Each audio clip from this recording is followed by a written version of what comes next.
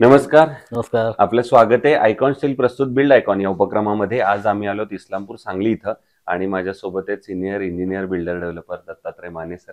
Okay. त्यांच्याबद्दल सांगायचं म्हणजे मागच्या 30-35 वर्षांपासून ते या क्षेत्रामध्ये अतिशय उत्तमरित्या काम करतात. रेसिडेन्शियल बंगलो असतील, काही इंडस्ट्रियल प्रोजेक्ट्स असतील, एज्युकेशनल, इन्स्टिट्यूशनल अशा वेगवेगळ्या प्लॅटफॉर्मवर त्यांनी काम केलेलं आहे. आज बिल्डर डेव्हलपर म्हणूनही ते अनेक मध्यमवर्गीयांचं घराचं स्वप्न साकार करण्याचं काम ते करतात. अशा त्यांच्या या आजवरच्या प्रवासाबद्दल, अनुभवाबद्दल आपण बिल्ड आयकॉन या प्लॅटफॉर्मवर त्यांच्याशी गप्पा मारणार आहोत. ठीक आहे सर. नमस्कार सर. नमस्कार. आपण गप्पांना इथून सुरुवात करूया. ते म्हणजे तुमचा शैक्षणिक प्रवास एकंदर सगळा कसा होता? अगदी शाळा, कॉलेजपासून आणि कसा तो पूर्ण झाला आणि सगळ्यात महत्त्वाचं म्हणजे सिव्हिल इंजिनिअरिंग हे फील्ड निवडण्यामागची प्रेरणा कुणाची होती 30-35 वर्षांपूर्वी, ज्यांच्यामुळे तुम्ही या फील्डकडे आला? काय सांगाल? सर माझं बालपणी शिक्षण कर्मवीर विद्यालय येतोडे बुद्रुक या ठिकाणी माझं प्राथमिक शिक्षण आणि माध्यमिक शिक्षण झालं.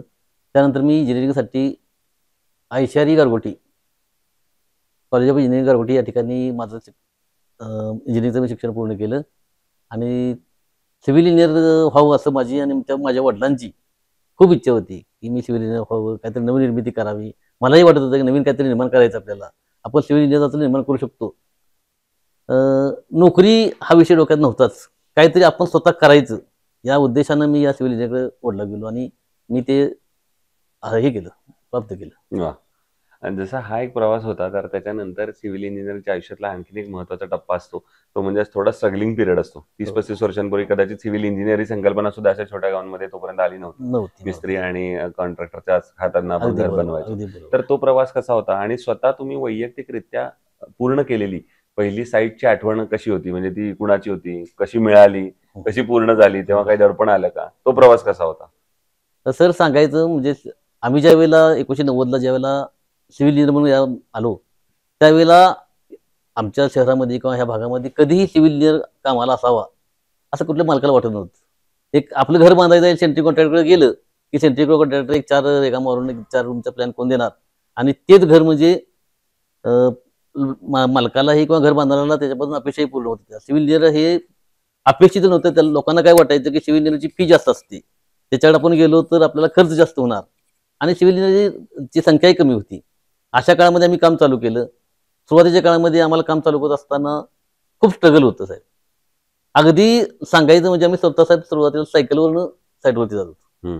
हे स्ट्रगल म्हणजे कामच नसायचं. मग पैसे कुठे देणार, आपण गाडी कुठून घेणार, ह्या गोष्टी असायच्या. परंतु आम्ही ज्या वेळेला साईटवरती गेलो त्यावेळेला पहिल्यांदा मी त्या मालकाला समजावून सांगितलं की तुम्ही इंजिनियर घेतला तर तुमचं बांधकामाची कॉस्टही कमी होणार, प्लॅनिंग परफेक्ट होणार, तुम्हाला कुठंही इंजिनियरची फी जास्त गेली असं वाटणार नाही. आणि हे लोकांना ज्यावेळेला पठायला सुरुवात झाली त्यावेळेला लोकांनी खरोखरच आज इंजिनियरशिवाय बांधकाम करणं जे आज इंजिनियरची गरजच झालेली आहे कामाची आणि इंजिनियर घेतल्याशिवाय बांधकाम केलं जात नाही. यातलं आमचं आम्ही केलेल्या कष्टाचं किंवा आम्ही केलेल्या स्ट्रगलचं यश आहे. नक्कीच नक्कीच बरोबर आहे. आता या क्षेत्रातल्या आणखीन काही प्रश्नांकडे, त्यातला एक महत्त्वाचा प्रश्न म्हणजे आता तुम्ही मागच्या एवढे वर्ष हे फील्ड बघताय किंवा आजही सुद्धा या क्षेत्रामध्ये अकुशल कामगारांचं प्रमाण फार मोठं आहे. अनस्किल्ड लेबर आपण ज्याला म्हणतो. आणि अशा अनस्किल्ड लेबर बरोबर काम करणं बऱ्याचदा धोकादायक सुद्धा ठरू शकतं. तर तुम्ही कशी ती परिस्थिती हाताळता साईटवर? तर कसं आहे, आज आपण कुठल्या इंडस्ट्रीमध्ये जर गेलो तर कुठला तरी त्याला ITI झाला असतो, कुठला तरी डिप्लोमा झाला असतो आणि असे कर्मचारी सगळेच असतात. पण आमच्या इंडस्ट्रीमध्ये किंवा सिव्हिलमध्ये मिस्त्री त्याला पदवी कोणी दिली काय माहिती नाही. तो स्वतःला मिस्त्री म्हणला की तो सेंट्रिक कॉन्ट्रॅक्टर झाला, तो स्वतः मिस्त्री म्हणला की तो गवंडी झाला, तो स्वतः मिस्त्री म्हणला की तो फरशीवाला झाला. त्यामुळे ह्या अनस्किल्ड लोकच आमच्याकडे येतात आणि तो मिस्त्री म्हणला की आम्ही त्याला मिस्त्री म्हणतो आणि तो आमचं काम चालू करतो. पण भविष्यकाळात काय झालंय की ह्याची कुठेही नसल्यामुळे आम्हाला प्रत्येकाला ट्रेनिंग देऊन त्याच्या पाठी मग वारंवार बाबा हे काम असं नाही असं केलं पाहिजे, हे काय असं केलं पाहिजे, अशा पद्धतीनं आम्ही काम करून आज बऱ्यापैकी कुशल लोक तयार केलेले आहेत. त्यामुळे हा एक त्यातलं यश आहे. दुसरं पुढचं एक असं आहे की आता तुम्ही सुरुवातीच्या काळात रेसिडेन्शियल बंगलोज मध्ये होता किंवा आता सुद्धा मध्यमवर्गीयांचं तुम्ही घर बांधताय. त्यामुळे प्रत्येक माणसाचं असं वाटत असतं की माझं घर एवढ्याच रुपयामध्ये बसावं किंवा इंजिनियरला सांगायचं की आता माझं बजेट एवढ्यातच करून द्या. तर अशा वेळेला एक इंजिनियर म्हणून तुम्हाला वाटत असतं की आपण चांगल्या दर्जेदार घरांची निर्मिती करावी. तर अशा वेळेला दर्जा आणि बजेट या दोन्हीचा समतोल मग तुम्ही कसा राखता? आता कसं आहे सर, तर प्रत्येकाचं बजेट ठरलेलं असते. माझं घर किती लाखात व्हावं, किती हजारात व्हावं, किती पैशात व्हावं. तर तेवढं त्याचं स्वप्न असतं की माझं घर हे एक स्वप्न असतं आणि त्या स्वप्नाची पूर्तता करण्यासाठी त्याला लागत असतं तो पैसा. त्यानं अगदी पुंजी गोळा करून पैसे साठवले असतात. अशा वेळेला त्याला ते घर त्याच्या बजेटमध्ये बसून द्यायचं काम इंजिनियरचं असतं आणि ही कसरत असते. त्यासाठी महत्वाचा काय भाग असेल तर तो प्लॉट आहे, ज्यामध्ये तो घर बांधणार आहे त्या प्लॉट हा बांधकामास योग्य असला पाहिजे. जर त्या ठिकाणी जर फाउंडेशनला कॉस्ट जात असेल किंवा भराव्या जास्त कॉस्ट जात असेल तर ते सुद्धा आम्ही विचार करून त्या ठिकाणी कशा पद्धतीने घर बांधायचा याचाही विचार केला जातो. आणि प्रॉपर प्लॅनिंग केलं, खोल्यांच्या साईजेस जर व्यवस्थित घेतल्या आणि आपण त्याप्रमाणे प्लॅनिंग करून त्याच्या स्वप्नाच्या पूर्ततेसाठी आपण जर योग्य प्लॅन तयार केला तर त्याचं घर होतंच. आणि कॉस्टसाठी महत्वाचा काय भाग असतो तर सिमेंट आणि स्टील. तर आपण जर व्यवस्थित बिल्डिंग डिझाईन केली किंवा डिझायनरकडनं चांगल्या एक्सपर्ट डिझायनरकडून जर डिझाईन करून घेतलं तर त्याच्यामध्ये लागणारं स्टील हे योग्य येतं आणि योग्य पद्धतीने स्टील वापरल्यानंतर बिल्डिंगची कॉस्टही कमी होते आणि योग्य पद्धतीने बिल्डिंग होते असं माझं मत आहे. नक्कीच. आता पुढचा प्रश्न येतो या सगळ्यापेक्षा जरा वेगळा आहे. तो म्हणजे असा आहे की तुम्ही ज्याप्रमाणे या क्षेत्राचा प्रवास इतक्या वर्ष बघितलेला आहे, त्याचप्रमाणे तुम्ही सांगली जिल्ह्याचा पण एक प्रवास अगदी बघितलेला आहे. बरोबर आहे, अगदी बरोबर. तर या सांगली जिल्ह्याच्या विकासासंदर्भात आता हा प्रश्न आहे. ते म्हणजे येणाऱ्या 10-15 वर्षात जर सांगलीचा एक सर्वांगीण विकास आपल्याला साधायचा असेल, तर एक इंजिनियर म्हणून, बिल्डर डेव्हलपर म्हणून तुम्हाला काय वाटतं कुठल्या क्षेत्रावर आता काम करण्याची जास्त गरज आहे? कसं आहे सर की लोक जर राहायला येणार असतील आपल्याकडं, जर बिल्डर म्हणून आपण करत असेल तर लोकांचं राहण्याचं प्रमाण वाढवं. राहण्यासाठी इंडस्ट्रियल डेव्हलपमेंट पाहिजे. लोक आपल्या इथे राहायला काय येतील तर त्यांना काम उपलब्ध झालं पाहिजे. पहिली गोष्ट आपल्यामध्ये इंडस्ट्रियल डेव्हलपमेंट किंवा IT सिटी सारख्या म्हणजे आपल्या जिल्ह्यामध्ये इंडस्ट्री म्हणजे IT कंपन्या, कॉम्प्युटर कंपन्या ह्या आपल्या सांगली जिल्ह्यामध्ये आल्या पाहिजेत. जर त्या कंपन्या इथं आल्या, इंडस्ट्रियल डेव्हलपमेंट झाली तर लोक राहायला येतील आणि लोक राहायला आली तर आपल्याला घर बांधायला मिळतील. आणि त्याच्यासाठी असणारा महत्वाचा भाग म्हणजे इथं इंडस्ट्री झाली पाहिजे, रस्त्यांची डेव्हलपमेंट झाली पाहिजे. आज आपल्या जिल्ह्याला कनेक्टेड जे रस्ते आहेत त्यांचा विकास सुरू आहे. हा विकास जास्तीत जास्त होऊन रस्ते आणि त्याचबरोबर रेल्वे आपल्याला आता जॉईंट आहेच आणि रेल्वेचा प्रवास वाढला पाहिजे. त्याचबरोबर आपल्या भागामध्ये विमानतळही झालं पाहिजे. चांगलं विमानतळ झालं तर लोकांनी आपल्या इथं येतील. मग ही लोक जर आपल्या इथं आली तरच आपली डेव्हलपमेंट होणार आहे आणि लोक आली तर डेव्हलपमेंट होणार, डेव्हलपमेंट झाली तर घर बांधायला लागणार आणि तरच आपल्या बिल्डरला काम मिळणार आहे. नाही आपले घर बांधत राहणार आणि लोक कुठून येणार, तीच लोक परत घर कसे येणार बरोबर, असं माझं मत आहे. पण हे करण्यासाठी जसं तुम्ही फार महत्त्वाच्या मध्ये सांगितलं, समजा इंडस्ट्री चांगल्या आल्या पाहिजेत, रस्ते चांगले झाले पाहिजेत किंवा रेल्वे सारखं IT सारखं फील्ड इथं आलं पाहिजे, तर मग शासनानं अजून काय पावलं उचलली पाहिजेत असं तुम्हाला वाटतं या सगळ्याला गती द्यायची असेल? शासनानं रस्त्याची डेव्हलपमेंट केलीच पाहिजे. आता चालूच आहे.